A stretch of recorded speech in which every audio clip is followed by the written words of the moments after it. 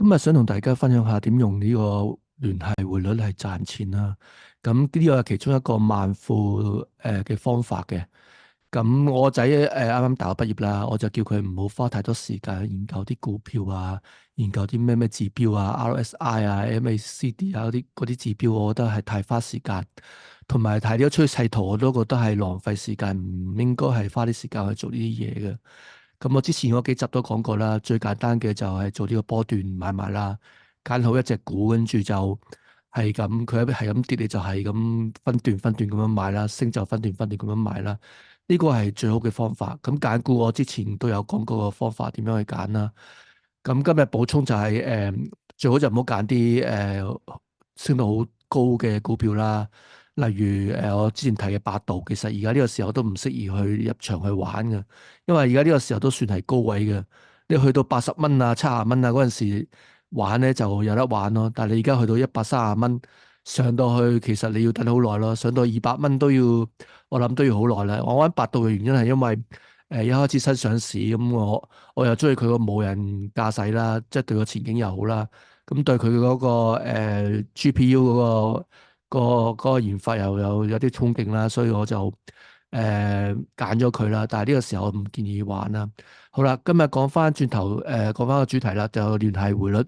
咁聯繫匯率就係香港有個聯繫匯率，佢就保證咗一個 range 度啦，就係7.75至到7.85啦。咁呢個係呢個香港政府嘅保證，一個叫聯繫匯率。一跌破到7.75咧，佢就要被逼去接啲港元啦。咁升到去7.85嘅話，就被逼去沽啲美元啦咁樣。咁呢個點樣用嚟用呢個聯繫匯率咧？你發覺咧5年啦，五年其實佢都做咗幾次機會俾你去做嘅。咁好難會去到最盡嘅，其實係你攞個參考點啫，就7.8啦，7.8就開始可以做買啦，因為買比較難嘅，跟住佢慢慢跌落去，你唔好買咁多咯，買少少，跟住慢慢跌落去，去到7.75，你其實可以全部港紙轉晒做美金噶啦。咁呢幾日我都研究咗，之前我轉就唔係用 IB 嘅，而家我開始覺得可以利用呢個 IB。咁 IB 嘅好處咧就係個匯率個賺嘅匯率係比較好啲嘅。咁你直接過香港港紙過去個 IB 度係好簡單啫。咁就一轉就即係可以去到站啊，跟住就即刻去買呢個美金。咁當然啦，去到7.75附近你就可以入噶啦。好難去到7.75個時間會好短嘅，你應該7.76到已經好，7.76至到75呢段時間可以買賣噶啦。咁你睇下一年咧個機會唔多嘅，即係一年咧佢好耐去到7點呢個位咧，其實係要賣出去嘅，即係你盡量喺呢個時候已經賣出去。咁佢掂到呢個7.75都冇，今年就冇機會啦。7.76、77你就開始應該都要入盡嘅啦，因為去到76你已經冇機會啦，佢已經升咗上去啦。咁去到呢一刻咧，我諗你觀望啦。如果再升上去，你就可以再賣出去啦。咁呢度來回賺呢個1.2幾、1.3% 嘅一個利潤都算唔錯。咁當然啦，你唔好淨係做呢個兌換買賣啦。你如果換咗啲美金點樣做咧？如果留咗 IB 咧，我抄過，因為我未實戰啊，我只係抄過啲資料咧。咁佢就首1萬嘅美金就冇息嘅，咁之後嗰啲咧就會有3.2、3.1度嘅利息俾你啦。佢係呢個係純粹係活期嘅利息嘅，完全冇風險嘅利息。